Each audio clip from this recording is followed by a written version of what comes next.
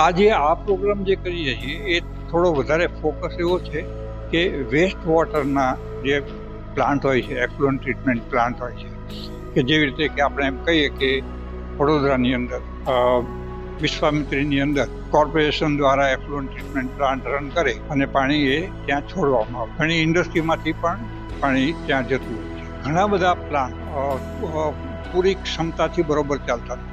એને લીધે શું થાય છે કે કોઈ વાર 50%, 60% એ ચાલે અને એને લીધે એ પાણી થોડું અનટ્રીટેડ હોય એ પણ પછી છોડવામાં આવે. ખાલી વિશ્વામિત્રીમાં જ નહીં, પણ બીજી નદીઓમાં અને બીજા શું. એટલે આ જે વર્કશોપ છે એની અંદર ફોકસ આપણે 2 વસ્તુનું કર્યું છે. નંબર 1 કે સારી રીતે એફ્લુઅન્ટ ટ્રીટમેન્ટ પ્લાન્ટને કેવી રીતે ડિઝાઇન કરવા અને કેવી રીતે રન કરવા.